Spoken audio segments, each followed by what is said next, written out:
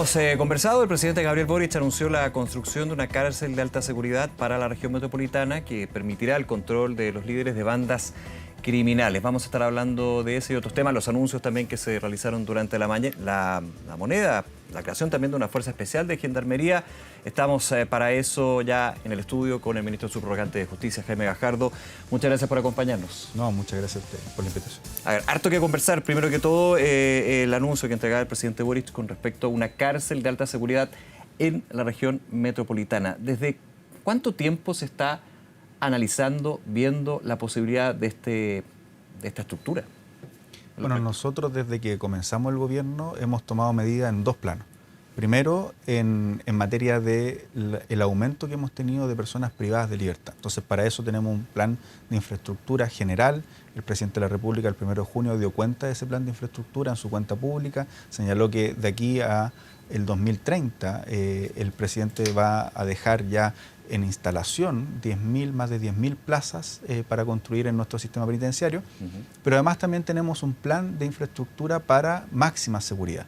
Porque nosotros hoy por hoy tenemos dos fenómenos de los que hacernos cargo: del aumento de personas privadas de libertad, pero también del crimen organizado transnacional que se ha alojado en nuestro país y que, por cierto, tenemos que tomar todas las medidas para que no ocurra lo que ha pasado en otros países de la región donde estos criminales se toman las cárceles. Entonces, para que no ocurra aquello, también tenemos un plan de infraestructura en esa materia y un plan de seguridad penitenciaria.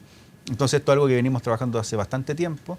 Nosotros, cuando asumimos como gobierno, existían solo 300 plazas de alta y máxima seguridad en nuestro sistema penitenciario. Claro, hay alas de alta seguridad en los actuales recintos penitenciarios, pero no así una cárcel de alta seguridad, enfocada en esa población. Hay módulos de alta y máxima seguridad, sí, pero también nosotros remodelamos la antigua cárcel de alta seguridad, conocida como CAS, que se encontraba despoblada desde el año 2021, que el gobierno anterior ya había iniciado los trabajos de remodelación. Nosotros continuamos con esos trabajos, los concluimos, y el año pasado, de hecho, el presidente de la República inauguró el establecimiento penitenciario de alta y máxima seguridad. Se rehabilita esa estructura.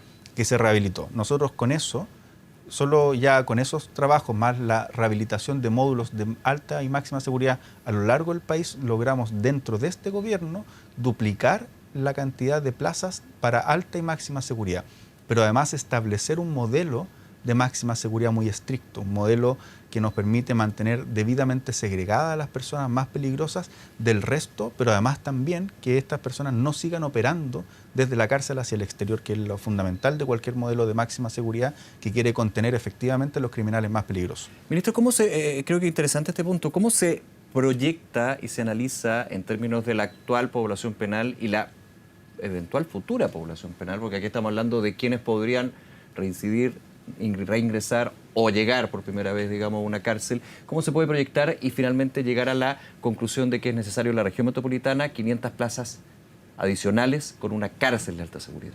Bueno, nosotros hemos proyectado que necesitamos más plazas de alta y máxima seguridad. Ya. De hecho, más de 500. Más de 500. De hecho, nuestro gobierno, como le digo, ya aumentó al doble. Sí. Ya tenemos 600.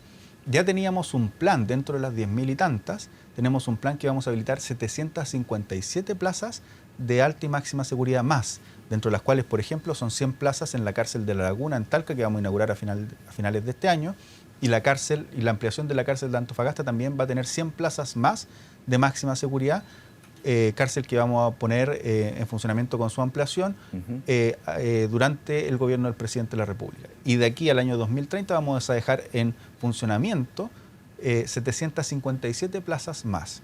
Y así vamos a llegar aproximadamente a las 1.300 plazas. Y adicional a aquello es un nuevo recinto de alta y máxima seguridad, que es el que se anunció el presidente de la República, que se va a instalar en la región metropolitana y que necesita efectivamente para poder gestionar adecuadamente el desafío que tenemos con respecto al crimen organizado. ¿Cómo se gestiona adecuadamente? Más allá de lo clave que es aislarlos de la población penal general, podríamos decir. Aislarlos es fundamental. Eso primero, pero hay más. Es clave. Además necesitamos una fuerza, y por eso los anuncios van en dos sentidos. También necesitamos una fuerza especial dentro de Gendarmería que tenga todas las capacidades para este nuevo tipo de población que tenemos. ¿Pero qué se diferencia? Esto es fundamental. En la región, es decir, en América Latina, el crimen organizado transnacional, a diferencia de otros países, que han enfrentado también y tienen modelos de máxima seguridad, en América Latina el crimen organizado transnacional se toma las cárceles.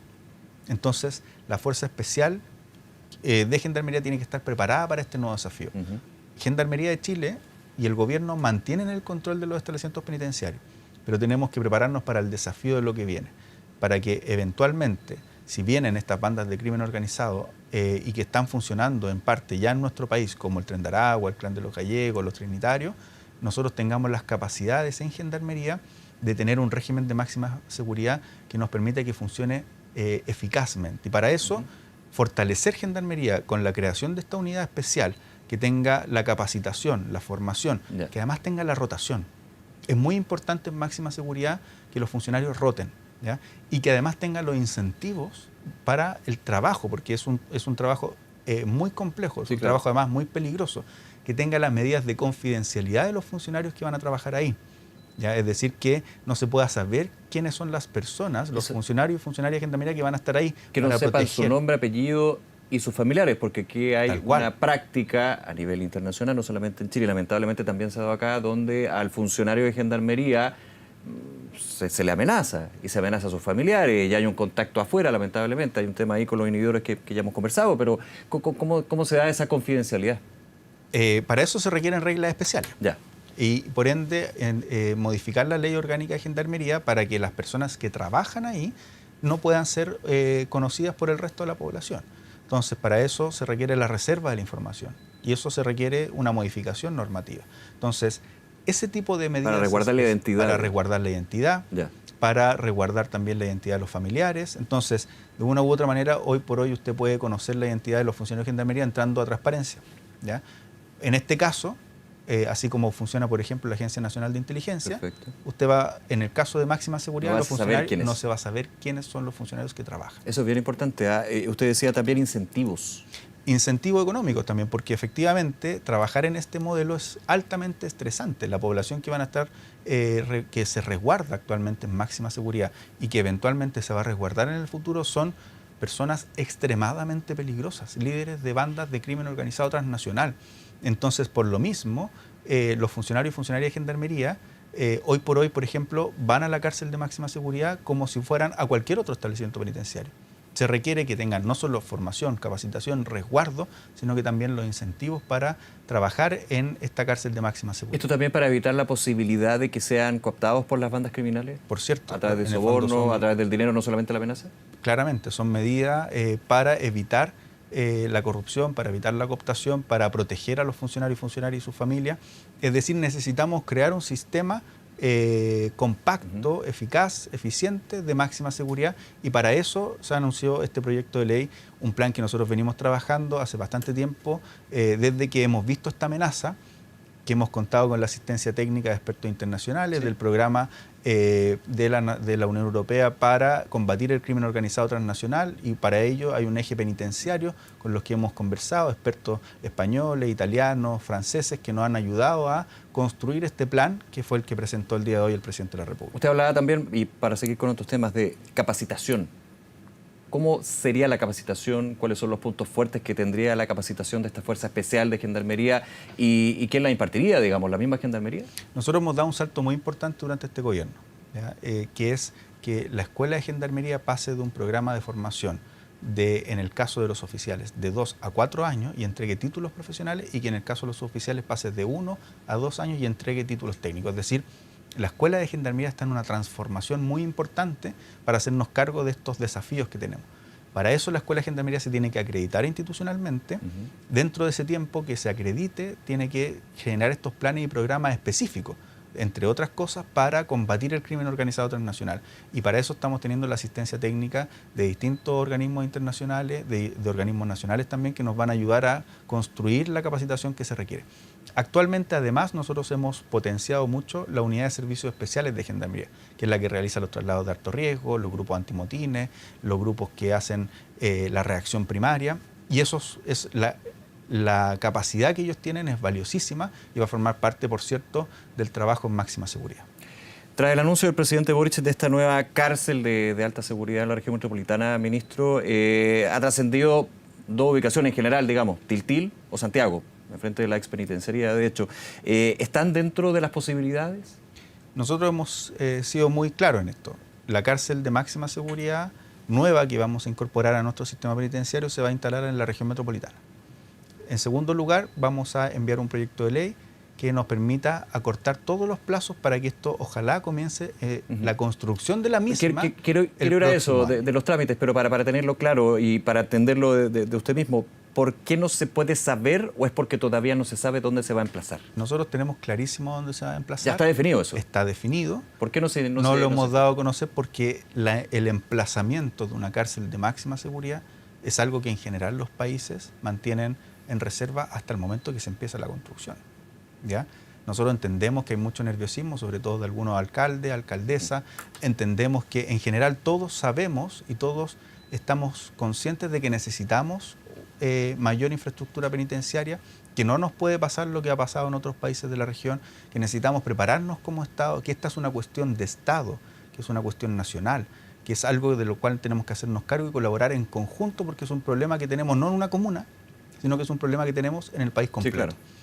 Entonces entendemos el nerviosismo que hay, sin embargo lo que llamamos es que este tipo de cuestiones que son de estrategia, que son de seguridad nacional, que son muy delicadas, nosotros las vamos a dar a conocer en el momento oportuno. ¿Cuándo es el momento oportuno?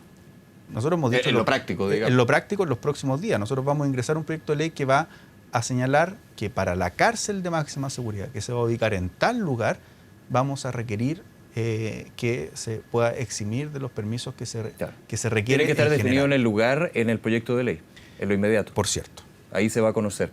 Ahora, ¿puede alguna autoridad comunal, lo pongo como comuna, evidentemente, oponerse a la construcción de una cárcel de máxima seguridad o un establecimiento penitenciario, sea cual sea? Me pongo lo que fue ya la crítica, digamos, la crítica o el comentario, pero de todas maneras la declaración ahí bien al callo por parte de la alcaldesa de Santiago, cuando trascendió de que en Santiago eventualmente podría estar esta cárcel.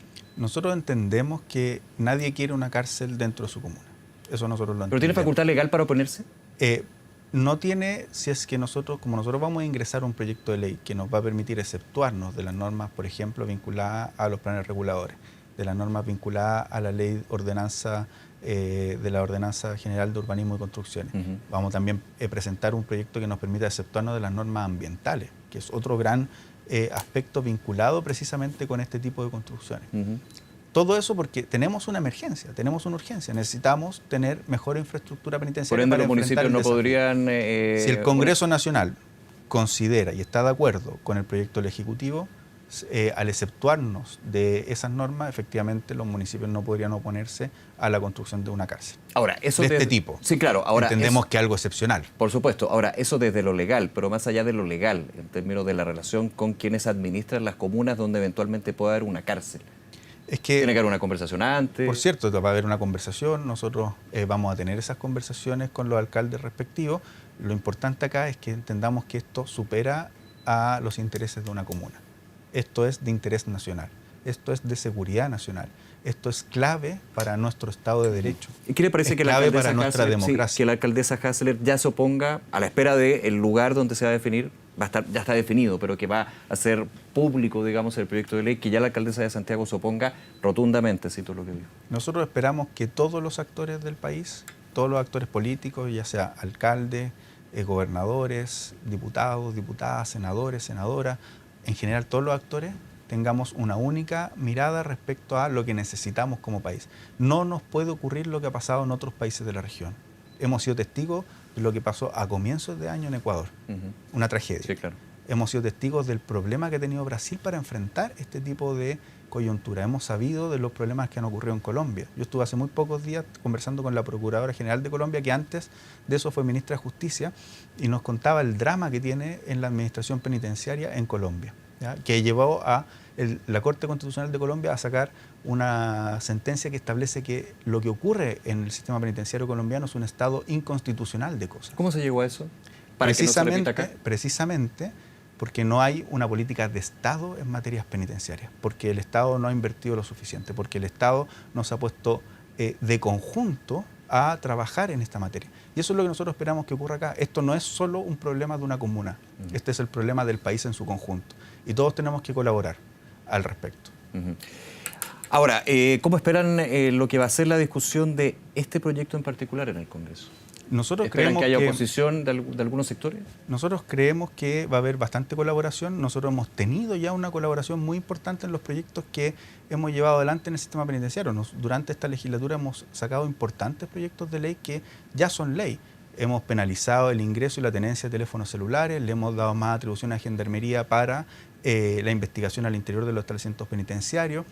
Nosotros ya tenemos una norma que nos permite, en el caso de las ampliaciones de las cárceles, sí, omitir un conjunto de pasos, entre ellos los aspectos urbanísticos. Claro. Es decir, hemos tenido una gran colaboración. Todos estos proyectos Eso para de ley, ser más efectivo en el tiempo, en los tiempos. Claro, todos estos proyectos de ley en general los hemos aprobado o con unanimidad ¿Ya? o con unas mayorías muy altas. Entonces yo no tengo duda de que vamos a tener una amplia colaboración del Congreso. El lunes de la próxima semana nos vamos a juntar con diputados y diputadas. También estamos haciendo una citación para senadores y senadoras de las comisiones de Constitución y de Seguridad de ambas corporaciones, con el objeto de darle a conocer mayores detalles de este plan y trabajar con ellos, porque con el Congreso, con las comisiones de Constitución y Seguridad, hemos trabajado muy bien en todos los aspectos penitenciarios. Conversaba justamente con el diputado Longton, presidente de la Comisión de Seguridad de la Cámara Baja. Él valoraba el anuncio de esta cárcel de máxima seguridad, de alta seguridad, pero decía, ¿en cuánto se va a hacer?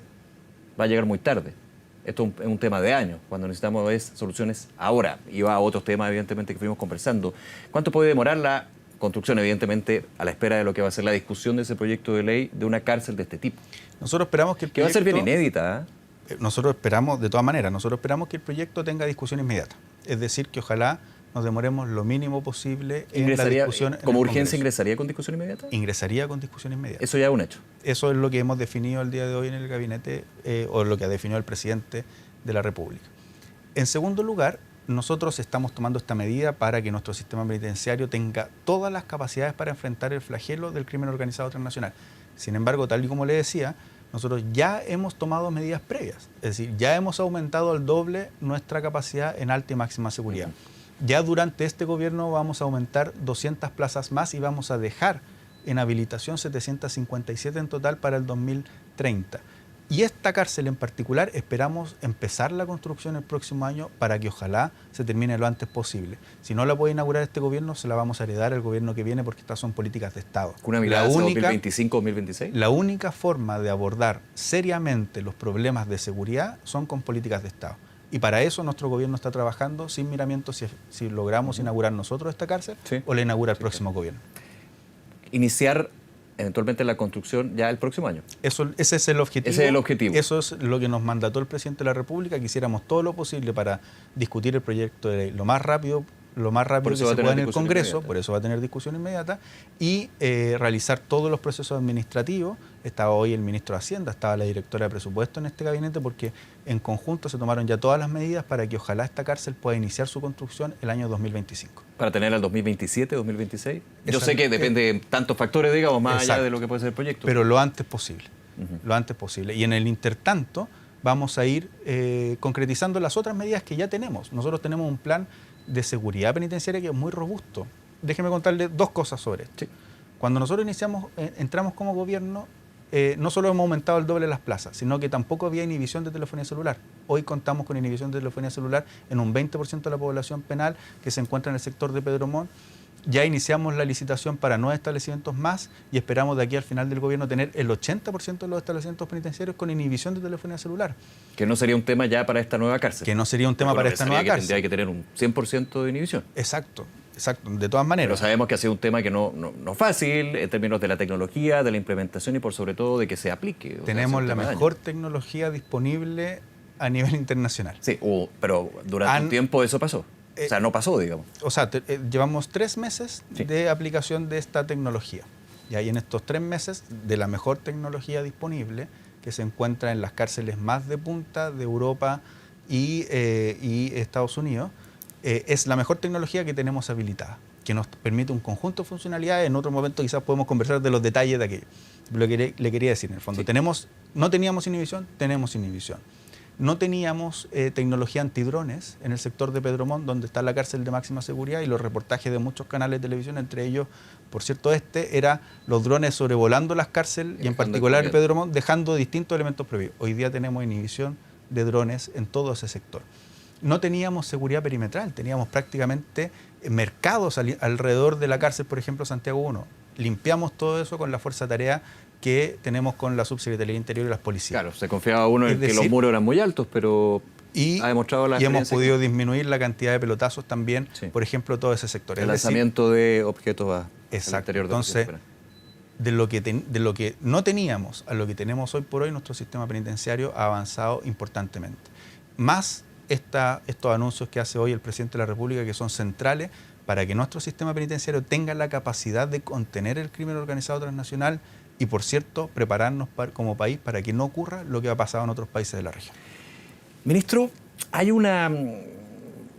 obviamente las cifras van cambiando, eso es evidente, pero hoy por hoy hay una mirada, una estimación de el porcentaje de la población penal que pertenece a organizaciones criminales, transnacionales o no, digamos, pero las que estamos justamente viendo y que justifican entonces la creación de estas nuevas plazas, 500 plazas con una cárcel de alta y máxima seguridad.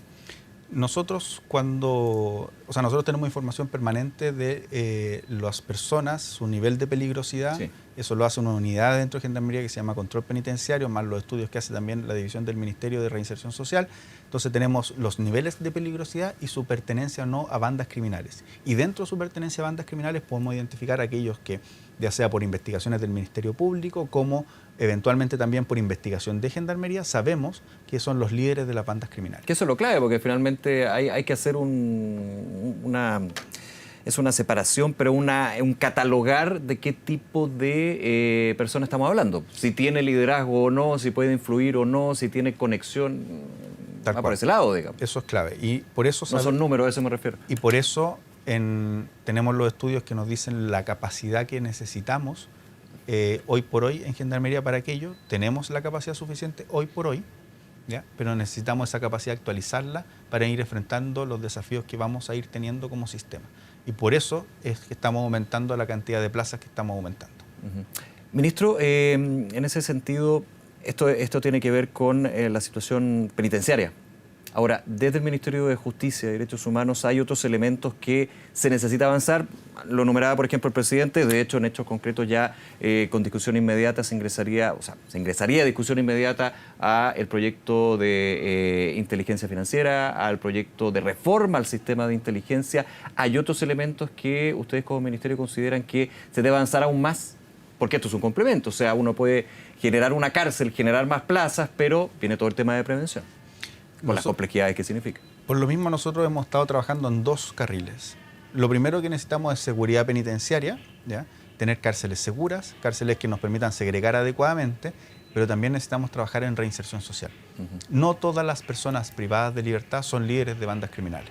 La gran mayoría de las personas privadas de libertad, el día de mañana cuando salgan, necesitamos que no vuelvan a cometer delitos, claro, que no reincidan. ¿Ya? Nosotros para eso tenemos un trabajo en uno de los gabinetes de seguridad anteriores, por ahí por marzo.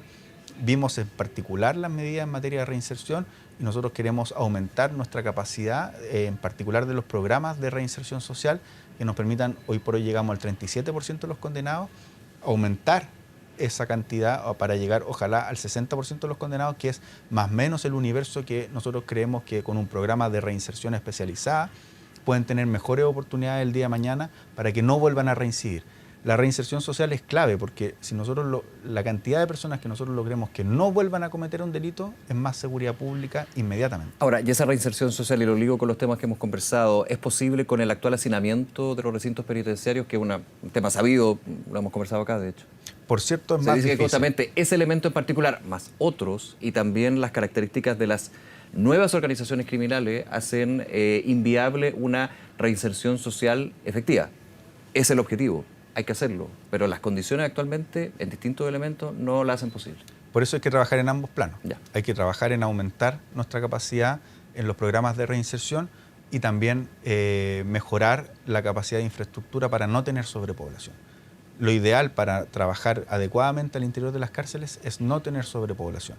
Nosotros tenemos actualmente un 130% de sobrepoblación y por lo mismo tenemos que disminuir para que nuestros establecimientos penitenciarios estén en, ojalá, menos del 100% de su capacidad, ¿ya? Es decir, tengamos cierta holgura. Entonces, para eso, el presidente de la República el 1 de junio señaló que íbamos a crecer en 10.000 y fracción plazas de aquí al año 2030, es decir, estamos proyectando nuestras capacidades penitenciarias para hacernos cargo de que no exista sobrepoblación, porque las dos cosas tienen que ir de la mano. En el fondo, la infraestructura adecuada para que no exista sobrepoblación es la base para la adecuada segregación al interior de los establecimientos penitenciarios y, por cierto, el trabajo en la reinserción social. ¿Y sabe por qué se lo pregunto? Porque hay una discusión que muy de estos tiempos, y no de ahora, sino de hace un par de años, yo lo he escuchado varias veces en términos de hasta dónde se llega con los derechos de las personas privadas de la libertad. O sea, el derecho que pierden por las penas, por un sistema y una institucionalidad que funciona, es la libertad. No así el resto de los derechos humanos. Algunos dicen, bueno, pero ¿debe ser así? Es un tema bastante más profundo. Se habla también en términos del hacinamiento. Algunos dicen, bueno, se lo buscaron. ¿Cómo lo ven ustedes ese punto? No, cualquier sistema penitenciario en un país democrático y en un país que piensa sustentablemente esto, entiende que la reinserción social es fundamental y que hay que, de acuerdo al nivel de peligrosidad y, por así decirlo, criminalidad de las personas, tratarlos diferenciadamente. Entonces, un régimen de máxima seguridad es clave precisamente para abordar a aquellos delincuentes que son más refractarios, aquellos delincuentes que tienen un muy bajo, o por no decir prácticamente nula posibilidad de reinserción. Sí. Ahora tenemos un problema porque por lo que pueden ser beneficios carcelarios o libertades condicionales, eventualmente hemos visto casos lamentablemente donde, por un tema de norma, los informes de gendarmería, que son quienes tratan con estas personas de alta peligrosidad, no son vinculantes para la decisión de un tribunal. Bueno, eso no es una cosa general, pero sí hay casos donde lamentablemente... Eso se ha ido modificando, sí. Han habido reformas legales en esa materia. De hecho, en el proyecto de reincidencia que se acaba de aprobar en el Congreso también vienen normas en esa materia, pero además también nosotros hemos estado trabajando con el Congreso Nacional, ya se encuentra en segundo trámite, lo que se denomina y que es un gran anhelo en nuestro sistema penitenciario, que son los tribunales de ejecución de pena, para que precisamente todo este tipo de materias los vea un tribunal en específico. Ese es un gran anhelo de nuestro sistema jurídico, por así decirlo. Usted ve en general toda la literatura especializada dice necesitamos tribunales de ejecución de pena. Bueno, este gobierno puso los recursos para que existieran tribunales de ejecución de pena y actualmente ya estamos en segundo trámite para que exista en nuestra judicatura un tribunal especializado en la ejecución y nos permita no tener las dificultades que hemos tenido hasta el momento, tal y como las que usted señala. Y eso de alguna manera hace que... no quiero decir una mirada técnica, pero sí una mirada especializada finalmente en lo que puede ser la entrega de beneficio o la ejecución de pena finalmente. Claro, en la ejecución de todo el proceso. Ya. Actualmente los mismos jueces de garantía son los que se preocupan de la ejecución con una norma residual que hay en el Código Procesal Penal. Nosotros lo que estamos haciendo es una modificación al Código Procesal Penal para que haya una regulación de la ejecución de la pena y además tribunales especializados en la materia. Y esa es una indicación que ingresó este gobierno, largamente anhelada, como le digo, en el sistema de justicia y que esperamos también poder empezar a implementar esos tribunales de ejecución porque, como le digo, este es un proyecto que ya se encuentra en segundo trámite, con el que ya contamos en el primer trámite con un apoyo muy transversal de la Comisión de Constitución, donde está, entre otros, el diputado Longton, y además ahora estamos en el Senado, en la Comisión de Constitución, y no tenemos duda que vamos a lograr terminar con la tramitación de ese proyecto prontamente. Ministro Jaime Gajardo, nuevamente gracias por acompañarnos. No, muchas gracias a ustedes. Que esté muy bien, nos vemos.